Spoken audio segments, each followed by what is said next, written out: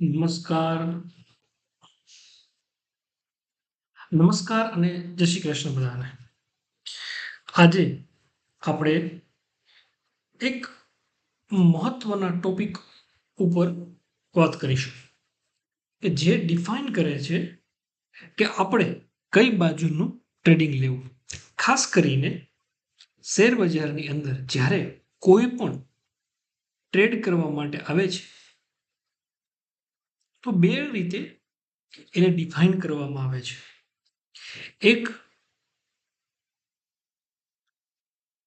કે એ fundamental trader હોય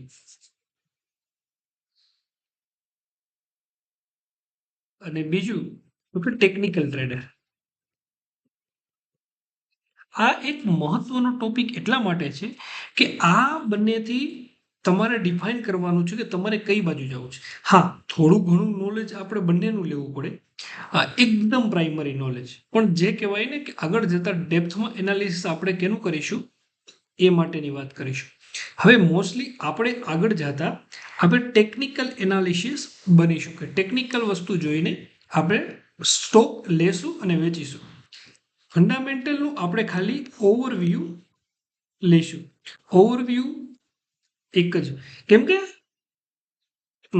માર્કેટમાં ફંડામેન્ટલ એનાલિસિસ અને ટેકનિકલ એનાલિસિસનું મહત્વ શું છે એ આપણે પહેલા સમજીએ. તો કે ફંડામેન્ટલ એનાલિસિસ કેને કહેવાય, ચાલો પહેલા એ જોઈએ. તો આ વેબસાઇટ છે screener.in. તમે જોઈ શકો છો. તમે ગૂગલમાં સર્ચ કરશો screener.in એટલે તમને મળશે. હવે ફોર એક્ઝામ્પલ, આપણે જ્યારે કોઈ પણ સ્ટોક લેવો હોઈએ ત્યારે આપણે એ સ્ટોક શું કરે છે, એમની કંપની શું કામ કરે છે અને શું શું એનું ફંડામેન્ટલ મીન્સ કે ચાલો એક્ઝામ્પલ સાથે જોઈએ. તો ફોર એક્ઝામ્પલ હું અહીંયા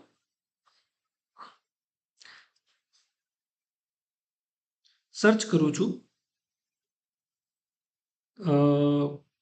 એક બધાને આપણને આઈડિયા હોય એવું જ લઈએ, હીરો મોટો, કે જે આપણે બાઇક ચલાવીએ છીએ એ. તો આપણી સામે આવી જાય કે હીરો મોટોકોમ કંપનીનું નામ છે, હીરો મોટોકોમ. ઓકે, તો કંપનીની માર્કેટ કેપ એટલે શું કે કંપનીની વેલ્યુએશન કેટલી છે, કેટલા કરોડની આ કંપની છે. તો એ અહીંયા બતાવશે, એ છે કે 1,00,000 કરોડની કંપની છે.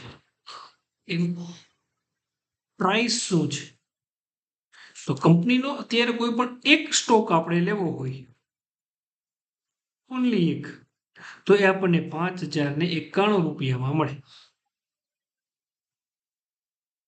સીધી વાત છે. પછી પીઈ છે, આરઓસી છે, બુક વેલ્યુ છે, આરઓઈ છે, ડિવિડન્ડ યીલ્ડ છે, ફેસ વેલ્યુ છે. આ એક ઓવરવ્યૂ માટેની વસ્તુ છે કે જે એ આપણે આના વિશે જાણીશું કે આ બધાને એક આપણે સ્પેશિયલ એનો વિડીયો રાખીશું કે એ અંદર શું શું કહેવા માંગે છે. તો હવે આ થઈ ગયું એક કંપનીનું ઓવરવ્યૂ કે ફંડામેન્ટલ ઓવરવ્યૂ. પછી કંપની કેના માટેની કંપની છે એ અબાઉટ સેક્શનમાં જોવા મળે. એના કી પોઈન્ટ કે કંપની મેઇન કઈ કઈ વસ્તુ પર કામ કરે છે એ આપણને તેની અંદરથી જોવા મળશે.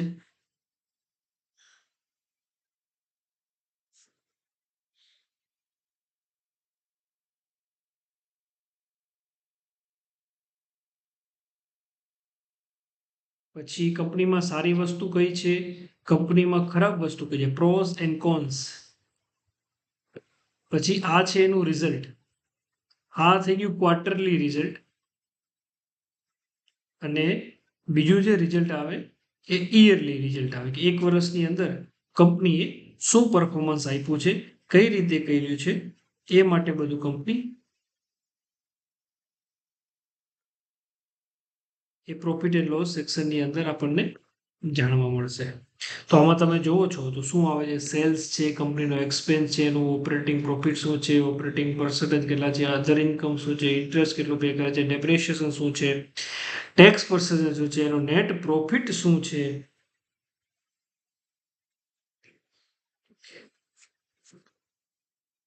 EPS શું છે, ડિવિડન્ડ શું છે, કમ્પાઉન્ડ સેલ્સ ગ્રોથ શું છે, પ્રોફિટ શું છે, CAGR શું છે, રિટર્ન ઓન ઇક્વિટી કેટલું છે. પછી હજી તમે આપણે આગળ જઈશું, એની બેલેન્સ શીટ આખી આવશે, પછી એનો કેશ ફ્લો આવશે, પછી એનો રેશિયો આવશે, એના સેલ હોલ્ડિંગ પેટર્ન આવશે કે ભાઈ પ્રમોટર પાસે કેટલા છે, FI એટલે ફોરેનર પાસે કેટલા છે, ડોમેસ્ટિક વાળા પાસે કેટલા છે, ગવર્મેન્ટ પાસે કેટલા છે, પબ્લિક પાસે કેટલા છે. પબ્લિક એટલે કે આપણે બધા રિટેલ ઇન્વેસ્ટર પાસે કેટલા છે.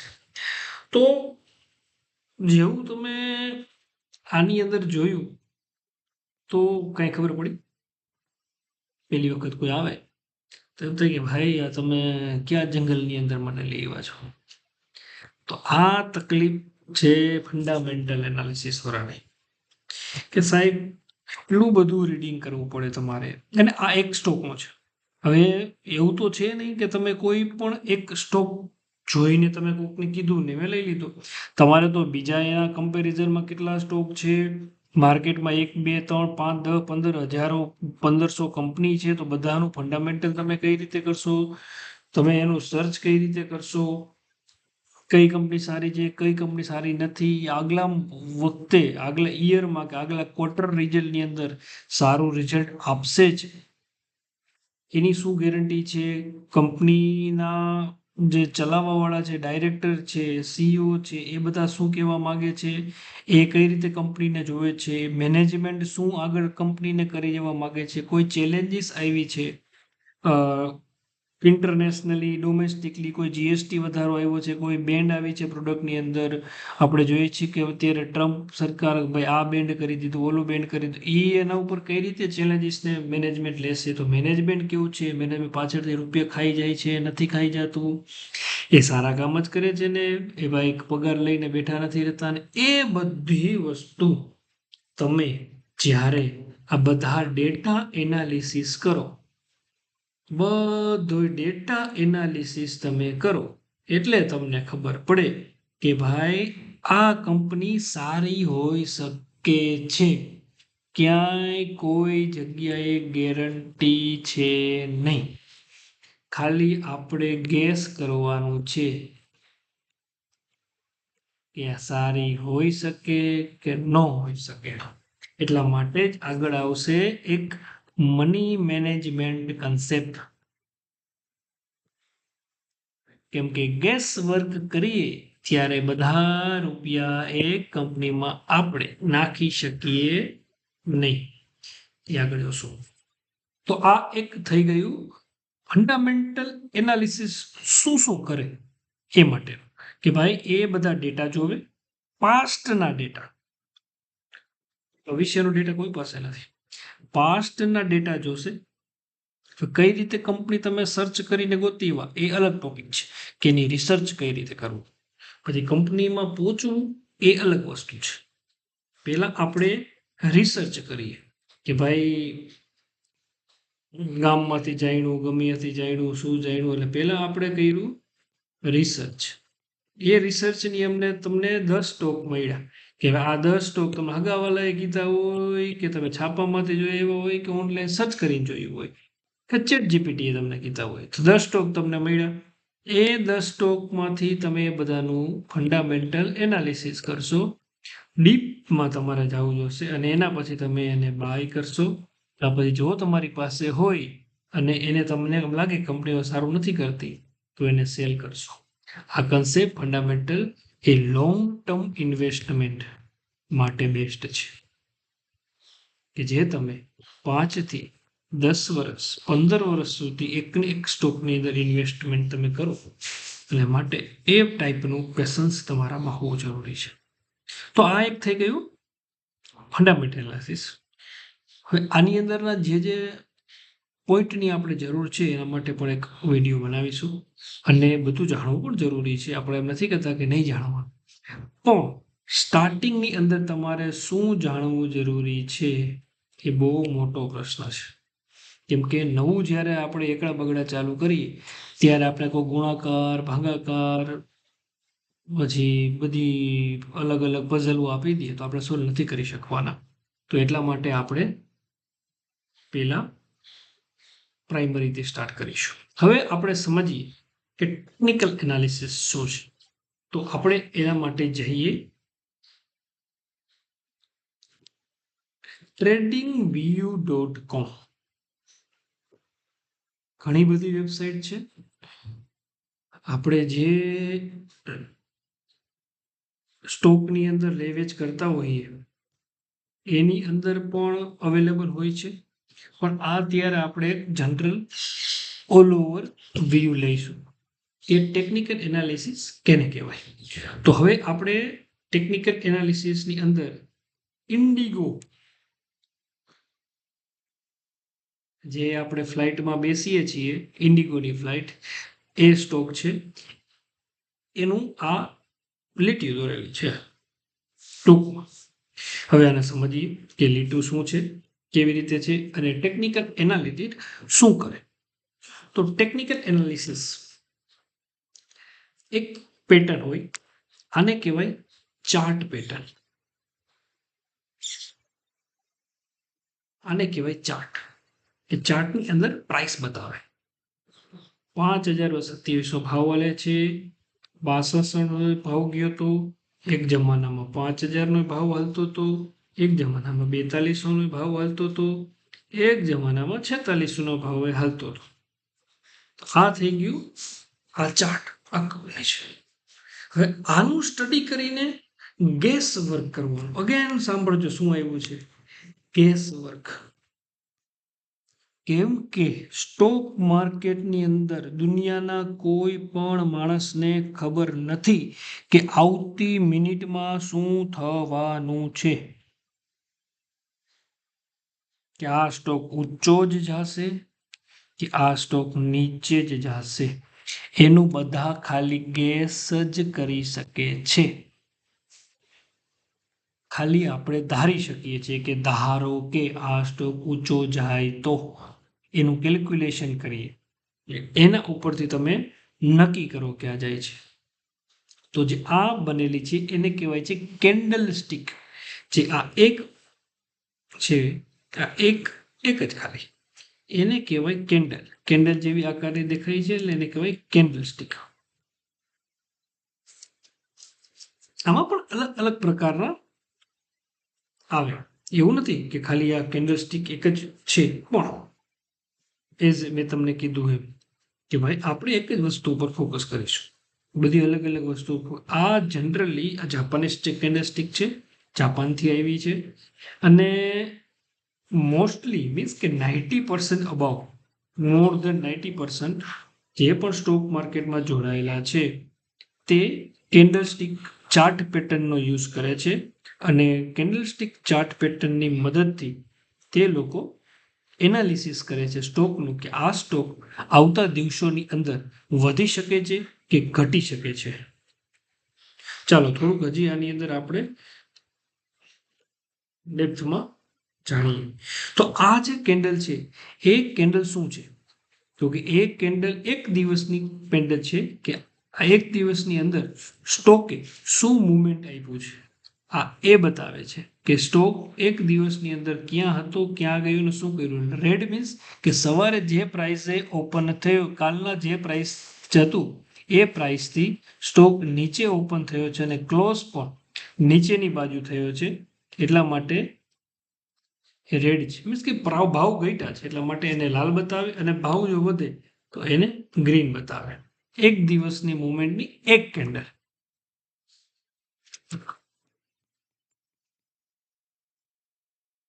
હવે આપણે એક જ મિનિટ.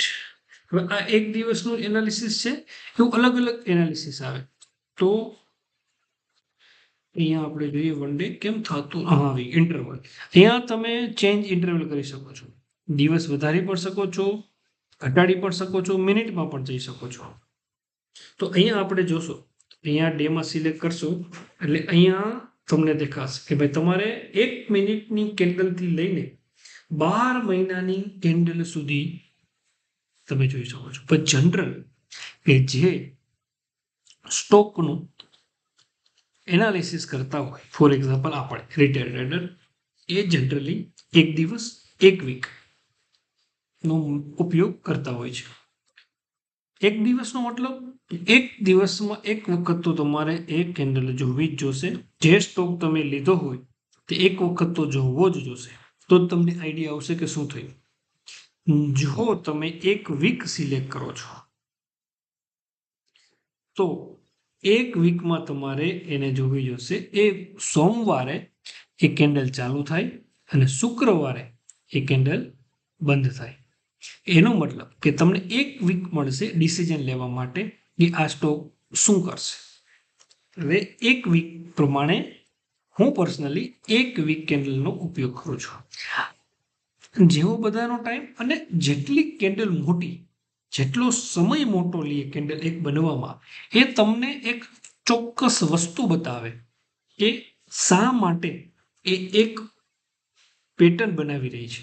આ પેલા એક થઈ ગયું કેન્ડલ, આ એક થઈ ગઈ કેન્ડલ. પછી શું થાય, એક બધી કેન્ડલ ભેગી થાય અને પેટર્ન બનાવે.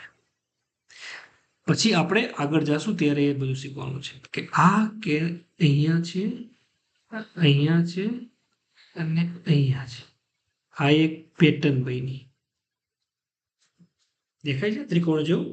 તો આ પેટર્ન બની. હવે પેટર્નની બહાર નીકળે એટલે કે એને કહેવાય બ્રેકઆઉટ. એટલે જેવું એ પેટર્નની બહાર નીકળી એટલે સ્ટોક વન સાઇડેડ ઉપર ગયો. એટલે એવું ગેસ કરે કે ભાઈ આ પેટર્ન બને, એની રાહ જોવાની. એ પેટર્નની જ્યારે બહાર નીકળે ત્યારે આપણે એને બાય કરવાનું અને જ્યાં સુધી તે ઉપર જાય ત્યાં સુધી ઉપર જવાનું. ક્યાં વેચવું, ક્યાં શું કરવું એ આગળ જાણીશું આપણે. એની નીચે વહી જાય તો આપણે એને સેલ કરીશું, ઉપર આપણે બાય કરીશું. તો આ રીતે પેટર્ન આપણે રીડ કરવાની આવશે. અને એની સાથે સાથે ઇન્ડિકેટરનો પણ યુઝ આવે છે કે ઇન્ડિકેટર મૂવિંગ એવરેજીસ અને બીજા ક્યાં હોય છે એ મુજબ અહીંયા આપણે જોઈએ ઇન્ડિકેટર્સ. તો એ પણ ઘણા બધા આની અંદર આવશે.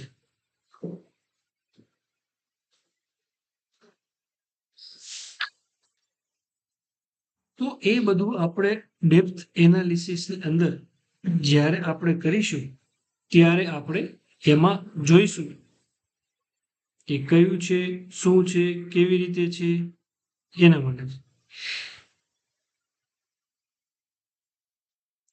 તો એ આગળ જતા જતા અને મીન્સ કે આપણે હવે એક એનાલિસિસ કર્યું છે કે ફંડામેન્ટલ શું છે અને ટેકનિકલ શું છે.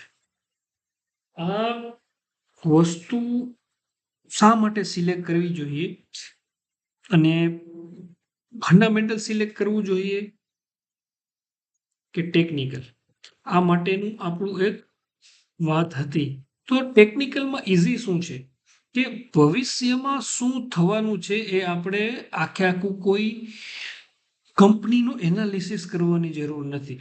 જ્યારે પણ કંપનીનો ખરાબ સમય ચાલુ થાય છે ત્યારે એ ડાઉનફોલમાં જાય છે. જ્યારે પણ કંપનીનું સારું પરફોર્મન્સ હોય છે ત્યારે ઉપર જાય છે. અને જે મોટા લોકો હોય છે, જેની પાસે કરોડો રૂપિયા હોય છે, એ લોકો પાસેની ઇનસાઇડ ઇન્ફોર્મેશન હોય છે. અને જે ઇનસાઇડ ઇન્ફોર્મેશન હોય છે એ જ્યારે સ્ટોક લેતા હોઈએ છે એ ઓટોમેટિક ચાર્ટની અંદર દેખાઈ જાય છે કે ભાઈ આ માણસો હવે આમાં એન્ટ્રી કરી રહ્યા છે. તો આપણને એ ઇઝી થઈ જાય અને એના માટેનું પણ ટૂલ્સ આવે છે. ડેઈલી તમે એક વખત જુઓ કઈ કઈ સ્ટોકમાં મુવમેન્ટ આવી છે તો તમે એનું વોચ લિસ્ટ બનાવી શકો અને ડેઈલી નજર રાખો કે ભાઈ આ અહીંથી બનવાનું ચાલુ થયું છે તો આપણે વેઇટ કરીએ કે આમ કરતું હા અહીંયા થઈ ગયું, હવે આનો ટાઈમ આવી ગયો છે, હવે મારે લેવો છે. તો આ એક રજિસ્ટર હતો એ તોડ્યો, હવે મારા બ્રેક થયું છે, હવે મારે એને લેવું છે. તો એક તમને અંદાજો આવે. અને બીજું કોઈ પણ જગ્યાએ એટલી બધી સ્ટડી આપણે ના કરી શકીએ. એક રિટેલ ઇન્વેસ્ટર પાસે એટલી બધી જગ્યા નથી હોતી કે આપણે બધી જગ્યાએ જઈને એક સ્ટોકનું પાછળ ડેપ્થ એનાલિસ, કંપની શું કરે છે, કેવી છે, આટલું કમાય છે, નહીં કમાય, આટલું રીડિંગ, ઓલું રીડિંગ, જે આપણા ઘરે બેઠા આપણી પાસે એટલો સમય નથી હોતો. તો આપણી પાસે 40-50 સ્ટોક જોવા એટલે આમાં 10 મિનિટનું કામ છે. તમે જ્યારે એક અનુભવી ટ્રેડર બની જશો 6 મહિના 12 મહિના પાસે, પછી તમારા માટે ચાર્ટ રીડ કરવા બહુ ઇઝી થઈ જશે.